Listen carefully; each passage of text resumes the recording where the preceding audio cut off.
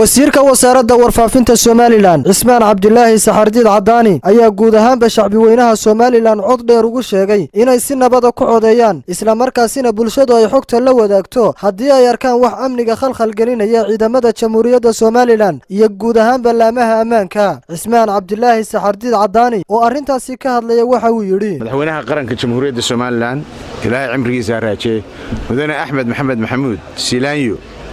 horena uu faray markan uu faraya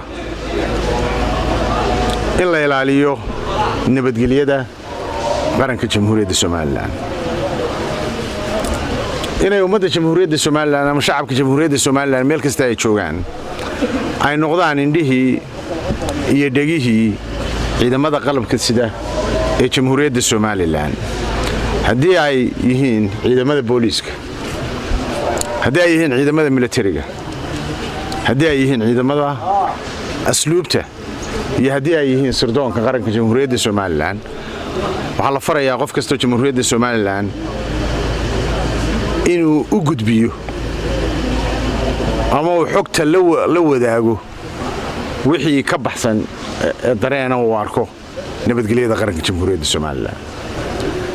hadduu arko isla markiiba waxa la doonayaa ciidamadaas ka ugu dhow inuu xogtaas la wadaago isla markaasba waxa kale oo la doonayaa haddii waxyaabo uu ka shakiyaa uu jiro wax shakiya iyadana inuu ciidamadaas ama booliiska ahaadaan ama ciidamada qalabka sida militariga ahaadaan ama asluubta ahaadaan ama sirdoonka marba ka ugu dhow uu xogtaas maxaan ku dhahay ay la wadaagaan oo ay u gudbiyaan. sidoo kale wasiirka wasaaradda warfaafinta Cismaan Cabdilaahi Saxardiid Cadaani ayaa warbaahinta uga digay inaanay baahin warar hordhaca ama lagu saadaalin karo doorashada madaxtooyada Somaliland isagoo arrintaasi ka hadlayna waxa uu yiri wasiirku saxaafadda Jamhuuriyadda Somaliland in ay wadaan anshaxa saxaafadda sida habsamida ah ay u wadeen intii ololaha doorashada qaranka Jamhuuriyadda Somaliland madaxtooyadu ay socotay iyagoo raacaya xeerka anshaxa ee ay saxiixeen dhammaan lagana filayo bahda saxaafadda haddii ay tahay TV-yada gaarka loo leeyahay iyo haddii ay tahay website-yada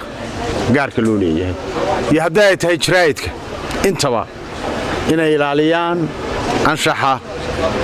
saxaafadda maxaan ku dhahdaa la saxeexay komishanka qaranka iyo saxaafadda iyo wasaaradda warfaafintu ay wada saxeexeen ilaa imankana si habsami ah u socda waxaa la filayaa 18 saacadood imanka ka harsan ilaa 12 saacadood doorashadu socoto inaan habkaas wax la wax iska bedelaa iyadaan jirin nin kasta oo suxufi ah ama gabadh ah ama tafatira ah ama mulkiile ah warbaahinta waxa ku waajiba inuu iska ilaaliyo wax kasta oo iska horkeenaya shacbiga Jamhuuriyadda Somaliland. Maxamed Xasan Diiriye Maxamed Joker telefishinka caalamiga Ariel TV Burco.